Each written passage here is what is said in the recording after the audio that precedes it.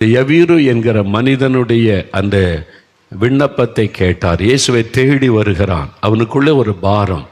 யவீரு என்பவன் ஜெபாலய தலைவன். அவனு கூட ஒரு பெரிய பொறுப்பில் இருக்கிற மனிதர், ஒரு பிரபலமான மனிதர், அந்த பட்டணத்திலே பிரபலமான மனிதர், ஒரு தலைவனாக இருக்கக்கூடிய மனிதர். அவருக்கு ஒரே ஒரு மகள், 12 வயதில் ஒரு மகள் தான். அப்போ ஒரு மகள்னா எவ்வளோ செல்லமாக பாசமாக வளர்த்துருப்பாங்க. அவள் வியாதிப்பட்டு மரணப்படுக்கையில் ஆகிவிட்டாள். அவர் சொல்லுகிறார், என்னுடைய மகள் மரண அவஸ்தையில் இருக்கிறாள், இப்போவோ அப்போவோ இறந்துருவா.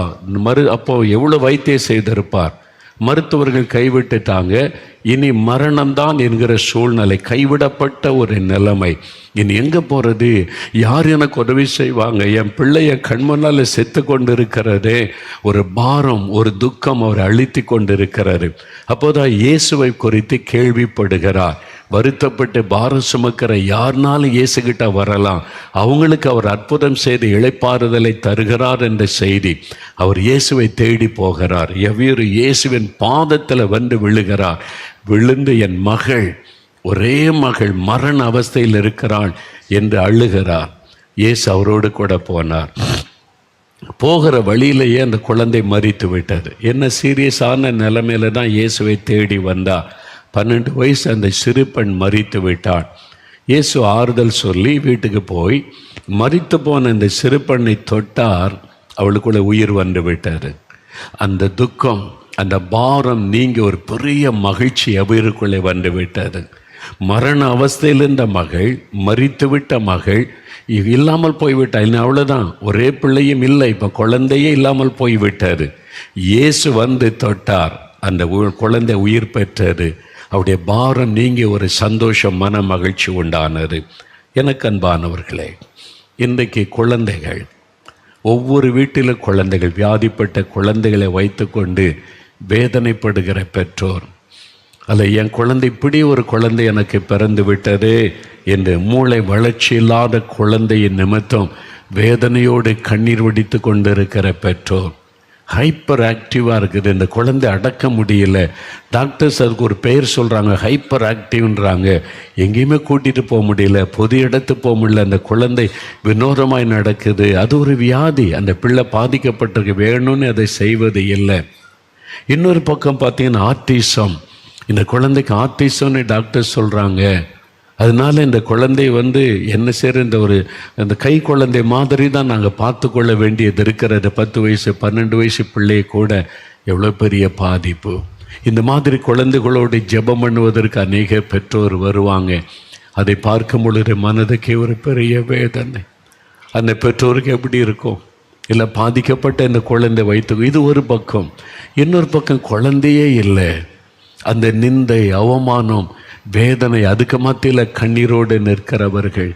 1 சாமுவேல் 1 வாசித்தால், அன்னாள் என்கிற ஒரு பெண், அவளுக்கு நல்ல கணவர், அன்பான கணவர், நிறைய சொத்து வசதி எல்லாமே, பக்தி உள்ள கணவர் எல்லாம் இருந்தது, குழந்தை இல்லை.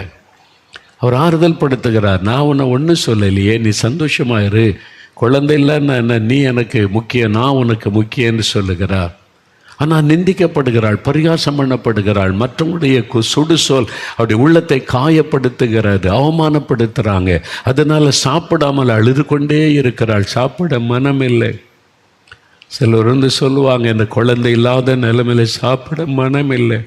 எதுக்கு வாழணும்? நமக்கு தான் ஒரு குழந்தை இல்லையே, எதுக்கு வாழணும்? பக்கத்தில் சொந்தக்காரங்க வீட்டுக்கு போக முடியல, ஒரு கல்யாணத்துக்கு போக முடியல, ஒரு சடங்குக்கு போக முடியல, பரிகாசம் பண்ணுறாங்க, ஒதுங்கி நில்லுன்னு சொல்கிறாங்க, சமுதாயம் புறக்கணிக்கிறது, கேவலமாக பேசுகிறாங்க, வீட்டார் பேசுகிறாங்க, வேலை செய்கிற இடத்துல பேசுகிறாங்க. வேதனைப்படுகிற ஆண்களையும் பெண்களையும் நான் பார்த்துருக்கிறேன். சகோதரர்கள் கூட வேலை செய்கிற இடத்துல இப்படி பரிகாசமாக பேசுகிறாங்க, நிந்தையாக பேசுகிறாங்க. எத்தனை வருஷம் ஆச்சு, இன்னும் குழந்தை இல்லையான்னு கேட்கும்போது இருதயம் காயப்படுகிறது. நீலாம் எதுக்கு இந்த ஃபங்க்ஷனுக்கு வர்ற, உனக்கு தான் குழந்தை இல்லையே, அது சொல்லி அவமானப்படுத்தும் போது இருதயமே நொறுங்கி ஏன் வாழ வேண்டும் என்று தோன்றுகிறது. 10 வருஷம் ஆச்சு, 15 வருஷம் ஆச்சு, இனி குழந்தை பிறக்க வாய்ப்பு இல்லை. மருத்துவம் கைவிட்டு விட்டது, லட்சக்கணக்காக பணம் செலவு பண்ணியும் மருத்துவம் கைவிட்டு விட்டது. என்ன பண்ணுவது? 2 முறை கருசதவை ஏற்பட்டு விட்டது. குழந்தை கிடைச்சிரோன்னு நினைச்சா அழிந்து விட்டது 2 முறையும். இனி அவ்வளவுதான் என்கிற ஒரு சூழ்நிலை. குழந்தை இல்லையே என்ற வேதனை ஒரு பக்கம். பிறந்த குழந்தை இப்படி இருக்குது, ஆட்டிசமாக இருக்குது, மூளை வளர்ச்சி இல்லாமல் இருக்குது, பிறவிலேயே இந்த குழந்தை பாதிக்கப்பட்டிருக்குன்னு சொல்கிறாங்க, ஹார்ட்டில் ப்ராப்ளம்ன்றாங்க. குழந்தை பிறந்த 1 வயசு ஆகிறதுக்குள்ள ஆப்ரேஷன் பண்ணணும்னு சொல்கிறாங்க. பாதிக்கப்பட்ட குழந்தை, வியாதிப்பட்ட குழந்தை, இப்படி எல்லாம் வேதனையில் இருக்கிற ஒரு மன நிலைமையில் ஒரு பாரம், துக்கம், நிம்மதியாக இருக்க முடியல. அந்த குழந்தைகளை நினச்சி சந்தோஷப்படவும் முடியல. அந்த குழந்தைய நினச்சி அன்பு காட்டுகிறோம், பாசம் காட்டுகிறோம். ஆனால் உள்ள பாதிக்கப்பட்டு இருக்கிற இந்த பிள்ளையுடைய எதிர்காலம் என்ன? இந்த குழந்தை நம்ம இப்போ ஓகே, இன்னும் பெருச பிள்ளைய வளர்ந்தா எப்படி, அதனுடைய எதிர்காலம் என்ன? பல கேள்விகள் உள்ளத்தை கசக்கி பிழிகிறது. பாரம். எத்தனையோ குடும்பத்தில் இந்த பாரத்தோடு இருக்கிறீங்க, ஒரு துக்கம், வேதனை, இந்த பாரத்தோடு இருக்கிறீங்க. ஆண்டு சொல்லார், வருத்தப்பட்டு பாரம் சுமக்கிறவர்களே என்கிட்ட வாங்க, உன் குழந்தையை கொண்டு வாங்க, நான் தொட்டு ஆசீர்வதிக்கிறேன், நான் குழந்தையை தொட்டு குணமாக்குகிறேன். ஆண்டவர் சொல்லுகிறார், நான் குணமாக்குகிறேன், நான் அற்புதம் செய்கிறேன், உன் பாரத்தை நான் மாற்றுகிறேன் என்று ஆண்டவர் சொல்லுகிறார். அவரிடத்துல குழந்தைகளை கொண்டு வந்தாங்க தாய்மார்கள், சீஷர்கள் அதட்டு நாங்கள் இயேசுவை டிஸ்டர்ப் பண்ணாங்க, போங்க என்ன. இயேசு சொன்னார், இல்லை, பிள்ளைகளை என்கிட்ட வரட்டும், அவங்கள நான் ஆசீர்வதிக்கணும். ஆண்டவர் கரம் வைத்த பிள்ளைகளை ஆசீர்வதித்தார். குழந்தை இல்லாதவளுக்கு குழந்தையை கொடுத்து துக்கத்தை மாற்றுகிறவர், பாதிக்கப்பட்ட குழந்தைகளுக்கு சுகம் கொடுத்து அந்த பாரத்தை மாற்றி ஆறுதல் படுத்தி மகிழ பண்ணுகிற தேவன் இன்றைக்கு உங்கள் வீட்டில் இந்த அற்புதத்தை செய்ய போகிறார். இன்றைக்கு பாதிக்கப்பட்ட உள்ளத்தோடு வேதனையோடு காணப்படுறீங்களா? இன்றைக்கு ஆண்டவர் கற்பத்தின் கனி இல்லையே, ஒரு குழந்தை இல்லையே, 13 வருஷம் கடந்துட்டு, 15 வருஷம் கடந்துட்டு, இனி எங்கே? எல்லா ட்ரீட்மெண்ட்டு பார்த்தாச்சு, இனி அவ்வளவுதான் அப்படி நினைக்கிறீங்களா? இல்லை, இயேசு சொல்கிறார், என் மகளே, என் மகனே, நான் உன் பாரத்தை மாற்றுவேன், உன் துக்கத்தை மாற்றுவேன், உன் வருத்தத்தை மாற்றுவேன், நீ என்கிட்ட வான்னு சொல்லுகிறார். நீங்கள் அவரிடத்துல வந்து அந்த பாரத்தை சொல்லும் பொழுது கட்டாயம் உங்களுக்கு அற்புதம் செய்து நிந்தையை மாற்றும்படி ஒரு அற்புதம் செய்வார். உங்களுடைய அவமானங்கள் நீங்கும்படி ஒரு குழந்தை செல்வத்தை தருவார்.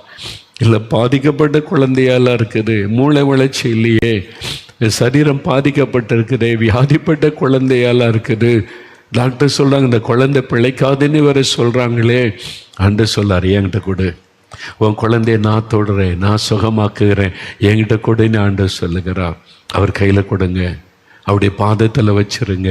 யவீரு இயேசுகிட்ட வந்து கண்ணீர் விட்டு அழுதான், அவருடைய பாதத்தில் விழுந்தான், தன்னுடைய பாரத்தையெல்லாம் சொன்னான். ஒரே குழந்தை, ஒரே பெண் குழந்தை சாக கிடக்குது, வேதனைப்படுகிறது, நான் வர்றேன், வர்ற வழியில் குழந்தை இறந்துட்டு முடிஞ்சு போச்சு எல்லாம். இல்லை, அழாத, நான் அந்த குழந்தை உயிரோடு எழுப்பி தருகிறேன். இயேசு எழுப்பி கொடுத்தார்ல, உங்களுக்கு செய்வார். பாதிக்கப்பட்ட குழந்தையை குணமாக்குவார். இல்லாத ஒரு குழந்தையை உங்களுக்கு உருவாக்கி தருவார், அவரால் முடியும். வருத்தப்பட்டு பாரம் சுமக்கிறவர்களே என்கிட்ட வாங்க, இளைப்பாறுதல் தருவேன்னு இயேசு சொன்னார். அந்த வருத்தம், டாக்டர்ஸ் கைவிட்டுட்டாங்க, மருந்துகள் கைவிட்டு விட்டார், இனி இந்த மாதிரி உங்களுக்கு குழந்தை பிறக்க வாய்ப்பே இல்லை, மருத்துவர்கள் சொல்லிட்டாங்க. இந்த மாதிரி நேரத்தில் இயேசுவை தேடி வந்தாங்க, இயேசுவின் சமூகத்தில் கண்ணீர் விட்டாங்க. 13 வருஷம் ஆயிட்டு, இனி குழந்தை பிறக்குமா? மருத்துவம் வேறு இப்படி சொல்லுது, அதனால் வாய்ப்பே இல்லை. ஆனால் இயேசு இயற்கைக்கு மேற்பட்ட காரியத்தை செய்வார், அதுதான் அற்புதம். எல்லாரும் கைவிட்டாங்களா? இனி குழந்தை பிறக்க வாய்ப்பே இல்லைன்னு மருத்துவம் சொல்லிவிட்டதா? இயேசு உங்களை பார்க்கிறார், உங்களுடைய கண்ணீரை பார்க்கிறார், உங்களுடைய பாரத்தை பார்க்கிறார். முதலாவது குழந்தை இல்லாதவளுக்காக நான் இப்போ ஜெபிக்க போகிறோம். அடுத்தது குழந்தை, பாதிக்கப்பட்ட குழந்தைகளை வச்சிருக்கிறவங்களுக்கு ஜெபிக்க போகிறோம். ஒரு 5 நிமிடம் ஜெபிக்கலாமா? முழங்கால் படியிட்டு கணவன் மனைவி இணைந்து ஜெபிக்கிற கண்ணீரின் ஜெபத்தை ஆண்டவர் கேட்கிறார். எங்களுக்கு செய்க ஆண்டவரே, எங்களையும் ஆசீர்வதிங்க ஆண்டவரே. 2 முறை கருச்சிதைவு ஏற்பட்டு விட்டாரு, இனிமேல் கர்ப்பப்பை பலவீனப்பட்டு விட்டதுன்னு சொல்கிறாங்க. இயேசுவால முடியும், இயேசுவால முடியும். அவர் உங்களுக்கு அற்புதம் செய்கிற ஆண்டவர். ஜெபம் பண்ணுங்க. கண்ணீரோட முதலாவது கர்ப்பத்தின் ஆசீர்வாதத்துக்கு ஜெபம். ரெண்டாவது குழந்தைகளை வைத்திருக்கிறவங்க ஜெபிக்க ஆயத்தமாகுங்க. குழந்தைகள் மேலே கை வைத்து நீங்கள் கருத்தா கணவன் மனைவி பெற்றோர் ஜெபம் பண்ணணும். பெரியவங்க இணைந்து ஜெபிக்கணும்.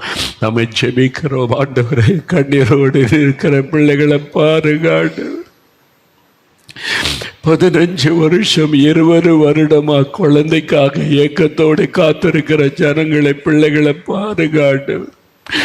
நிந்தைக்கு மத்தியில, அவமானத்துக்கு மத்தியில, ஆண்டவரே பரிகாசத்துக்கு மத்தியில, சமுதாயத்தால் ஒதுக்கப்பட்ட நிலைமையில ஆண்டவரை மனம் உடைந்து நிற்கிற இந்த சகோதரனை சகோதரியை பாருங்க. ஆண்டவரே,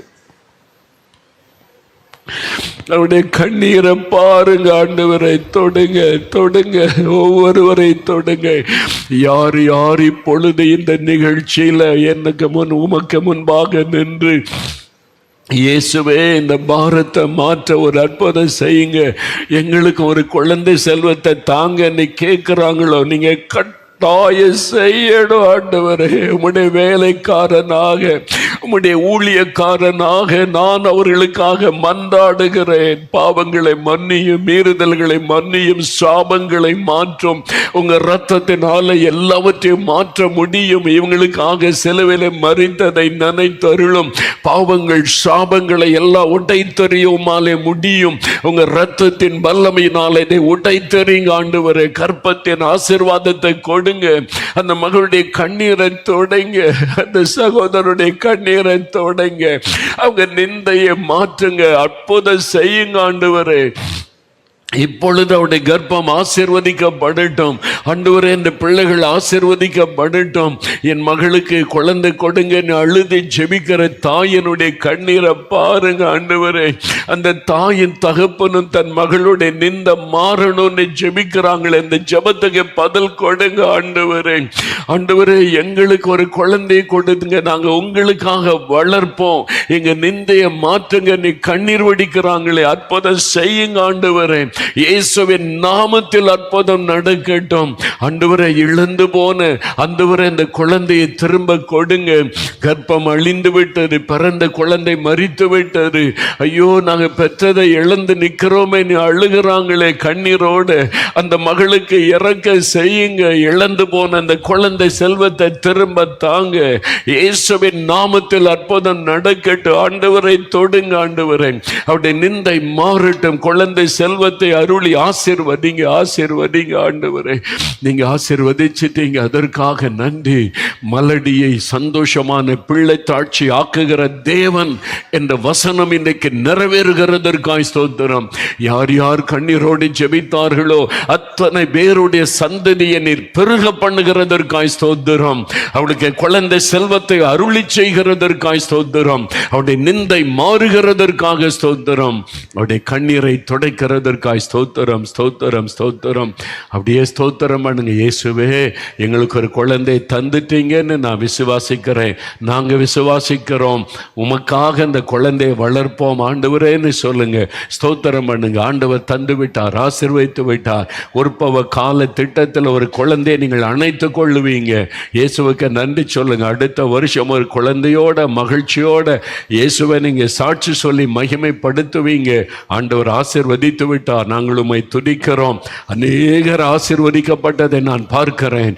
ஆண்டவர் மனதுருகி அற்புதம் செய்து விட்டதை நான் பார்க்கிறேன். கர்ப்பத்தின் ஆசீர்வாதத்தை தந்து விட்டதை பார்க்கிறேன். அதற்காய் ஸ்தோத்திரம். இருதயம் பாதிக்கப்பட்ட குழந்தைகளை தொட்டு குணமாக்குங்க. வீங்கி இருக்கிற இருதயம் சுகமடையட்டும். இருதயத்தில் இருக்கிற ஓட்டைகள் மறையட்டும் இயேசுவின் நாமத்தில். அற்புத சுகம் குழந்தைகளுக்கு உண்டாகட்டும். நீ தொடுகிற நடக்க முடியாத குழந்தைகள் எழும்பி நடக்கட்டும் இயேசுவின் நாமத்தில். பார்வையில்லாத குழந்தைகளுடைய கண்களுக்குள்ளே பார்வை வரட்டும் இயேசுவின் நாமத்தினாலே. செவித்திறன் எற்ற குழந்தைகளுக்கு கேளு, செவியில ஒரு அற்புதமான மாற்றம் வரட்டும் இயேசுவின் நாமத்தினாலே. எல்லா உள் உறுப்புகளில் சுகம் வரட்டும். பாதிக்கப்பட்ட உறுப்புகள் புதிதாய் மாறட்டும் இயேசுவின் நாமத்தில். இயேசுவின் நாமத்தில் மாறட்டும். ஒவ்வொரு குழந்தைகளுக்கு அற்புத சுகத்தை கொடுத்த மகிழ பண்ணுங்க. நீங்க தொட்டு விட்டதற்கு ஸ்தோத்திரம். இன்னும் ஒரு காரியத்தை தியானித்து நம்ம செபிக்க போகிறோம். இயேசு சொல்லுகிறார், வருத்தப்பட்டு பாரம் சுமக்கிறவர்களே என்னிடத்தில் வாருங்கள்.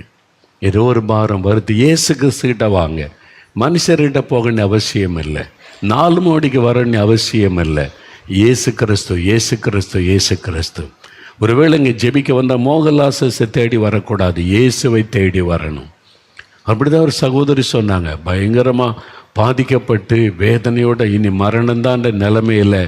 அவங்க கிறிஸ்துவ அறியாதவங்க யாரோ சொன்னாங்க, இன்றைக்கி வந்தாங்க. இங்கே உள்ளே வந்து பார்த்தா அவங்களுக்கு யாரையும் தெரியாது, மோகலாசை தெரியாது, கூட்டம் தெரியாது, ஏதோ இயேசுவை பற்றி சொல்கிறாங்கன்னு தெரியும். உள்ளே வந்து முழங்கால் போட்டு, இயேசுவை உம்மை தேடி நான் வந்திருக்கிறேன், எனக்கு ஒரு அற்புதம் செய்யுங்க. இயேசு பிரத்யட்சமாய் தொட்டு சுகமாக்கிட்டார், அவ்வளோதான். அவங்க இயேசு, நான் உங்களை தான் பார்க்க வந்தேன், நீங்கள் வரும்போது அப்படி சொல்ல, இயேசு கிறிஸ்துக்கிட்ட வாங்க, இயேசு கிறிஸ்து வேண்டாம். அவர் தான் சொல்கிறார், என்கிட்ட வா, இளைப்பாறுதல் தருவேன். மோகலாசஸ்லாம் இளைப்பாறுதல் தர முடியாது, நான் இப்படி அற்புதம் செய்ய முடியும்? இயேசு, இயேசு. அப்போ உங்கள் வீட்டிலையே நீங்கள் அவர்கிட்ட வர முடியும். உங்களுடைய இருதயத்தில் இயேசு கிறிஸ்துக்கிட்ட வருவது, இயேசுவண்டை நெருங்குவது. அதனால சும்மா இயேசு சிலையை பார்த்து அதுக்கிட்ட போவது அல்ல. அந்த சிலையில் இயேசு கிடையாது, படத்திலேயே இயேசு கிடையாது. எவ்வளோ அழகாக சிலை செஞ்சு வச்சாலும் இயேசுவின் சிலைக்குள்ளே இயேசு இல்லை, படத்திலேயும் இயேசுவில்லை. அவர் சிலைக்குள்ளும் படத்துக்குள்ளும் இருக்கிற தேவன் அல்ல, மனுஷனுடைய உள்ளத்தில் வாசம் பண்ணுகிறவர். அவர் ஆவியாக இருக்கிறார். உங்கள் பக்கத்தில் இருக்கிறவர் வீட்டில் நீங்கள் கூப்பிடுங்க, இயேசுவே நான் உங்ககிட்ட வர்றேன், நீங்கள் எங்கள் வீட்டில் வந்திருக்கிறீங்க, அப்படி சொல்லுங்கள், போதும், அவ்வளோதான். இன்னொரு அற்புதத்தை வாசிக்கலாம். பரிசுத்த மார்க் எழுதின சுவிசேஷம் 1ஆம் அதிகாரம் 40 42 வசனம் வரைக்கும். குஷ்டரோக வியாதி, தொழுநோயினால் பாதிக்கப்பட்ட ஒரு மனிதன். இயேசு கிறிஸ்துவின் நாட்கள், அந்த காலத்தில் இந்த தொழுநோய் ஒரு மனிதனுக்கு வந்துட்டா ஊருக்குள்ளே அவனை வைக்க மாட்டாங்க. அந்த வியாதி தீட்டான வியாதியாய் கருதப்பட்டது. குடும்பத்தாரை வீட்டில் வைக்க மாட்டாங்க. அவனை ஊருக்கு வெளியில் காடுகளில் மலை கோய்களில் தான் அந்த மாதிரி தொழுநோயினால் பாதிக்கப்பட்டவங்க கூட்டமாக இருப்பாங்க. அரசாங்கத்தின் மூலமாக அவங்களுக்கான உணவுகள் கொண்டு கொடுக்கப்படும். தூரத்தில் வச்சுருவாங்க, அவங்க எடுத்து சாப்பிட்டு கொண்டு ஊருக்குள்ளே வரக்கூடாது, வந்த கல் எடுத்து அடித்து விரட்டிடுவாங்க. அது தீட்டான வியாதியாக அந்த காலத்தில் அப்படி கருதப்பட்டிருந்த காலம். அதனால் அவங்க சொந்த குடும்பத்தார் கூட பார்க்க வர முடியாது. அந்த எவ்வளோ பயங்கரம் இல்லை, சமுதாயத்தால் புறக்கணிக்கப்பட்ட நிலைமை. ஒரு மனிதன் பாருங்கள், இந்த தொழுநோயினால் பாதிக்கப்பட்டு அவனுடைய சரீரத்தில் வேதனை ஒரு பக்கம், உள்ளத்தில் உண்டான பாரம், சமுதாயத்தால் புறக்கணிக்கப்பட்டதுனால வருத்தம், பாரம், சரீரத்தில் வேதனை, வருத்தம், உள்ளத்துக்குள்ள பாரம் சுமந்து வேதனைப்பட்டு என்ன நினச்சிருப்பான், நான் ஏன் இந்த உலகத்தில் பிறந்தேன், கடவுள் ஏன் என்னை படைச்சாரு, எனக்கு ஏன் இப்படி நடக்கணும், நான் சமுதாயத்தை விட்டு புறக்கணிக்கப்பட்டு இந்த காட்டுக்குள்ளே நாங்கள்லாம் வந்து கிடக்கிற அந்த மாதிரி ஒரு மன வேதனை அவனுக்கு இருந்திருக்கும்ல. எப்படியோ இயேசுவை பற்றி கேள்விப்படுகிறான். இப்படி ஒருத்தர் வந்திருக்கிறாரு, அவர் எல்லாருக்கும் சுகம் கொடுக்குறாரு, அற்புதம் செய்கிறாரு, அவர்கிட்ட போனால் சுகம் கிடைச்சிரும்.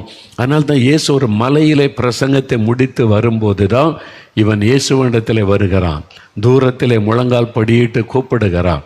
அவனை பார்த்தவொடனே எல்லாம் விலகி ஓடி இருப்பாங்க. ஐயோ தொழுநோயாளி. ஏன்னு சொன்னால் அந்த காலத்தில் தொழுநோயினால் பாதிக்கப்பட்ட ஒரு மனுஷன் இருந்தால் யாராவது வழிபோக்கர் வந்தால் அவன் முகத்தை மூடிக்கொள்ளணும். அந்த துணியினாலே மூடி அன்க்ளீன் அப்படி சத்தம் கொடுக்கணும், தீட்டு அப்படின்னு சொல்லி. உடனே மக்கள் விலகி போயிடுவான், பக்கம் கூட யாரும் போக மாட்டாங்க. அப்போ இயேசுகிட்ட வந்த உடனே அவன் முழங்கால் படிட்டு நிற்கிறான், தூரத்தில் தான் நின்றிருப்பான். இப்போ எல்லாரும் விலகி ஓடுறான், ஐயோ தீட்டான வியாதி உள்ளவன் என்று. அவன் தூரத்தில் நின்று, உமக்கு சித்தமானா என்னை சுத்தமாக்குங்க, ஏன்னா நான் சபிக்கப்பட்டவன் ஆயிட்டேன், சமுதாயத்தால் புறக்கணிக்கப்பட்டவன் ஆயிட்டேன், எல்லாரும் என்னை தீட்டானவனை ஒதுக்கிட்டாங்க, குடும்பத்தாரே என்னை ஒதுக்கிட்டாங்க, எனக்கு அன்பு காட்ட நேசிக்க யாருமே இல்லை, அதனால் உமக்கு சித்தமானா என்னை குணமாக்கும் அப்படின்னு. இயேசுவனை பார்த்த உடனே மனதுருகினார். வசனம் சொல்லுகிறது, இயேசு மனதுருகினார், கையை நீட்டி அவனை தொட்டார். தூரத்தில் நின்று சுகமாகன்னு சொல்லலை, நீ தீட்டானவன் தூரத்தில் நெல்லு, நான் குணமாக்குறேன்னு சொல்ல. இயேசு பக்கத்தில் போய் தன் கரத்தினால் தொடுகிறார். எல்லாரும் பார்த்துருப்பாங்க, என்ன ஒரு தீட்டான வியாதி உள்ளவனை தொடுகிறார். எந்த வியாதி உள்ளவங்களும் இயேசுவை தீட்டுப்படுத்த முடியாது. இயேசு தொட்டா தீட்டான வியாதி, தீட்டான பாவம் எல்லாம் மறைஞ்சு போய்விடும். அதுதான் இயேசுவுக்கும் மற்றவங்களுக்குள்ள வித்தியாசம். இயேசுவை எதுவும் தீட்டுப்படுத்த முடியாது. அவரை தொடுகிற எல்லாமே தீட்டு நீங்க சுத்தமாகிவிடும். இயேசு போய் பக்கத்தில் அவனை தொடுகிறார். அதுதான் அவனுடைய உள்ளத்தை தொட்டது. எல்லாரும் யாரும் குடும்பத்தில் பக்கத்தில் கூட யாரும் வர மாட்டேங்கிறாங்க. நீங்கள் என்னை தொடுறீங்களே ஆண்டவரே, அதான் இயேசு. அவர் உங்கள் பக்கத்தில் வருகிறார். மகளே, மகனே, எல்லாரும் உன்னை புறக்கணிக்கிறாங்களா? நீ பாவம் செய்துட்ட, சாபம், அதனால தான் கஷ்டப்படுறேன்னு உன்னை பரிகாசம் பண்ணுறாங்களா? நான் இருக்கிறேன் உனக்கு. நான் உன்னை நேசிக்கிறேன். உன்னை புரிந்து கொள்ளுகிற ஆண்டவர். நீ என்கிட்ட வா, நான் உன்னை அணைத்து கொள்ளுவேன், சுகம் கொடுப்பேன், விடுதலை கொடுப்பேன், உன் பாரத்தை மாற்றுவேன் சொல்ல ஆண்டவர் பாருங்கள் தொட்டார். தொழுநோய் மறைந்து விட்டது. அற்புதமான சுகம். இன்றைக்கி ஏதோ ஒரு வியாதி பாதிக்கப்பட்டிருக்கிறீங்க, மனதை கஷ்டப்படுத்துது, வேதனையில் இருக்கிறீங்க. இந்த வியாதி சுகமாகுமா? நான் என்ன பாவம் செஞ்சனோ அது மாதிரிலாம் நினைக்கிறீங்களா? ஆண்டவர் சொல்கிறார், எதுவாக இருக்கட்டுமே, நான் உன் பாவத்தை மன்னித்து உன்னை குணமாக்குவேன் ஆண்டவர் சொல்லுகிறார். அநேக வருஷத்துக்கு முன்னால் ஒரு ஊழியக்காரர் அவருடைய வாழ்க்கையில் நடந்த சம்பவத்தை சொன்னார். வாலிப வயசு, வாலிபனாக இருந்தபோது இயேசுவை அறியாதவர். அவருடைய நுரையீரல் 2 லங்ஸ் பாதிக்கப்பட்டு, டிபியினால் பாதிக்கப்பட்டு, 2 லங்ஸுமே நுரையீரல் பாதிக்கப்பட்டு மூச்சு விட கஷ்டம். ஆஸ்பத்திரி கொண்டு போனாங்க. சென்னையில் ஒரு பிரபலமான ஆஸ்பத்திரி. அங்கே ஆஸ்பத்திரியில் போய், அவர் ஒரு ஏழை வாலிபன், கவர்மெண்ட் ஆஸ்பத்திரியில் தான். அந்த காலத்தில் எக்ஸ்ரே தான். எக்ஸ்ரே எடுத்து பார்த்தா 2 லங்ஸும் முற்றிலும் பாதிக்கப்பட்டு விட்டது. டாக்டர் சொன்னாங்க, நீ பிழைக்கிறது ரொம்ப கஷ்டம், ஏன்னா 2 நுரையீரலும் பாதிக்கப்பட்டு விட்டது, எங்களால் முடிந்த ட்ரீட்மெண்ட்டை தருகிறோன்னு சொல்லி அங்கே ஆஸ்பத்திரியில் தங்கி இருந்தான். அவனுக்குள்ளே இந்த வாலிப வயசில் 2 லங்ஸும் பாதிக்கப்பட்டு போச்சு. டாக்டர்கள் முடியாதுன்னு சொல்கிறாங்க. மரண நிச்சயன்ற சூழ்நிலை வந்து விட்டது. ஏதோ என்னை ஆறுதல் படுத்த டாக்டர்ஸ் பேசுகிறாங்க, எனக்கு நல்லா தெரியுது இனி நான் பிழைக்க முடியாது. ஏன் இந்த வாலிப வயசில் எனக்கு இந்த வியாதி? நான் ஏன் இப்படி ஒரு மரண வேதனையில் இருக்கணும்? அழுது கொண்டே இருப்பான், படுக்கையில் அழுது கொண்டே இருப்பான். எனக்கே இந்த வியாதி, நான் என்ன பாவம் செய்கிறேன்? இப்படி பல கேள்விகள் உள்ளத்தில். அந்த பாரம் அழித்து கொண்டே தூங்க முடியாது, சாப்பிட முடியாது. அந்த மன அழுத்தம் அவனுக்குள்ளே செத்து போயிடலாம். கொஞ்சம் கொஞ்சமாக இந்த வியாதியில் சாவதை விட ஒரேடியே செத்துடலான்னு சொல்லி ஒரு நாள் மாலை நேரம் அவன் ஆஸ்பத்திரி விட்டு வெளியேறினான். வெளியேறி ட்ரெயினில் விழுந்து செத்துடலான்னு சொல்லி ஒரு ட்ரெயின் போகக்கூடிய அந்த ரயில்வே லைனில் அப்படியே நடந்து கொண்டிருந்தான்.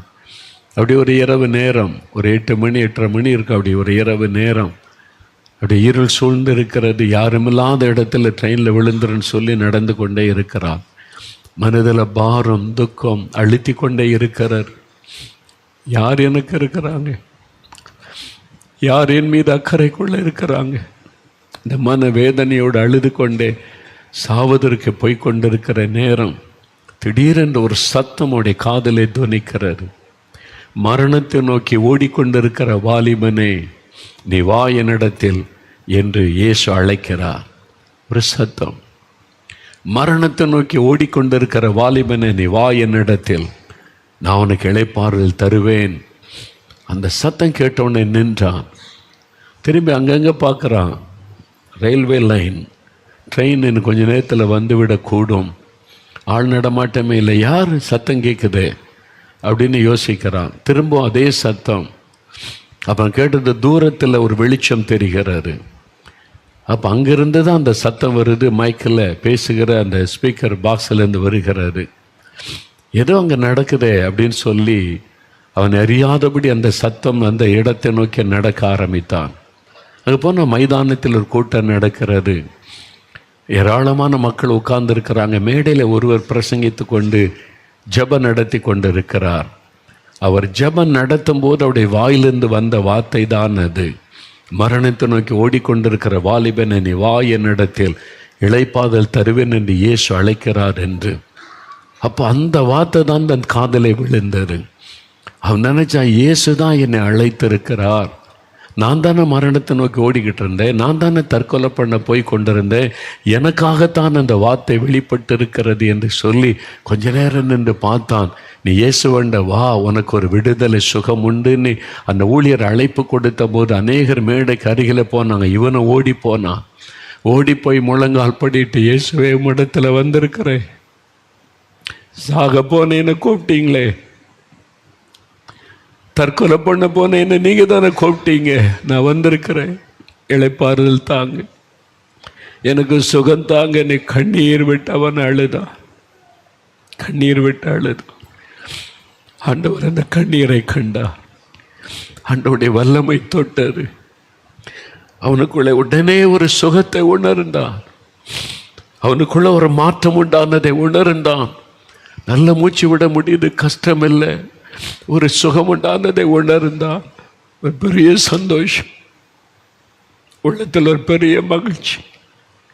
என் பாரமெல்லாம் போய்விட்டது, ஒரு இளைப்பாறுதல், சந்தோஷம், சமாதானம்.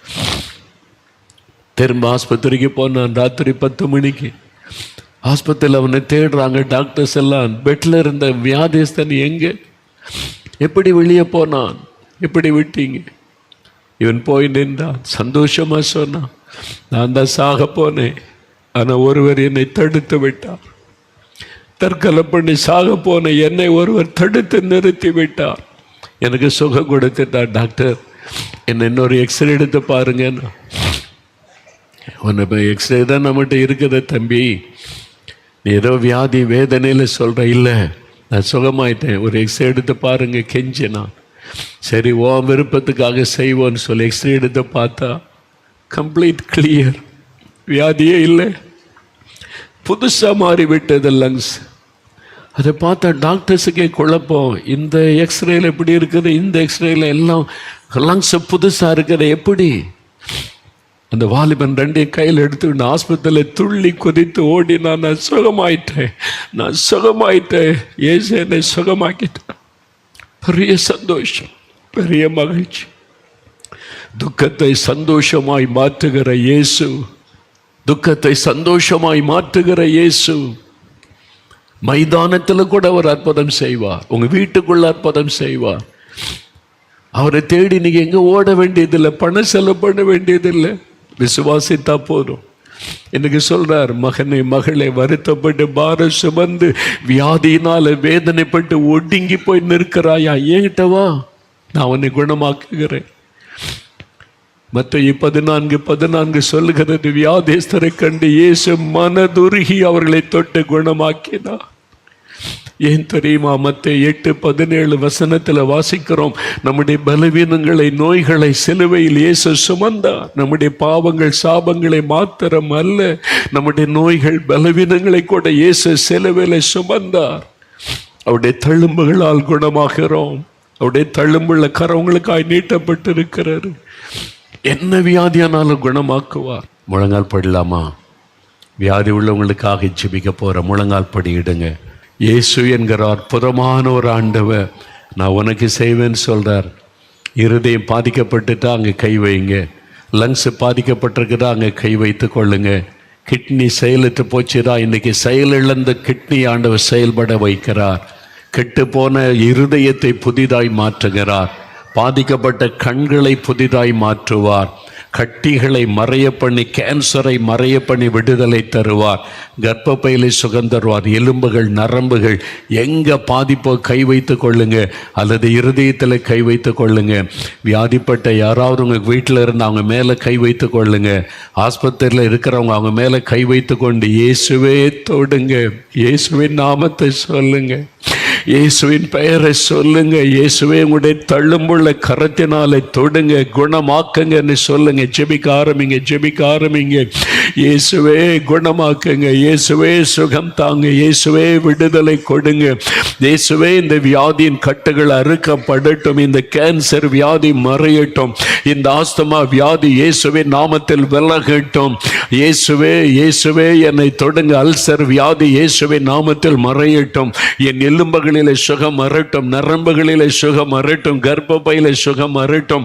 இயேசுவின் நாமத்தில், இயேசுவின் நாமத்தில், இயேசுவின் நாமத்தில்.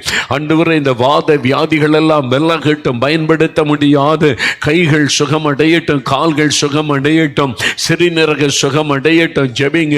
பொல்லாத கேன்சர் வியாதி மறையட்டும் இயேசுவின் நாமத்தில். ஆண்டவரே தொடுங்கப்பா, தொடுங்கப்பா, ஒவ்வொருவரே தொடுங்கப்பா. கண்ணீரோடு இந்த பிள்ளைகள் ஜெபிக்கிறாங்க, கண்ணீரோடு ஜெபிக்கிறாங்க. இயேசுவே, உமக்கு ஸ்தோத்திரம். கொடுக்கிற விடுதலைக்காக உமக்கு நன்றி. சரீரத்தில் மாற்றம் உண்டாகிறது. இயேசுவே ஸ்தோத்திரம் சொல்லி இயேசுவுக்கு நன்றி சொல்லுங்க. அநேகருடைய பாதிக்கப்பட்ட உறுப்புகளை பொழுது இயேசு தொடுகிறார். இருதயம் பாதிக்கப்பட்டவர்கள் இயேசுவின் நாமத்தில் புதிய இருதயமாய் மாறுகிறாரு.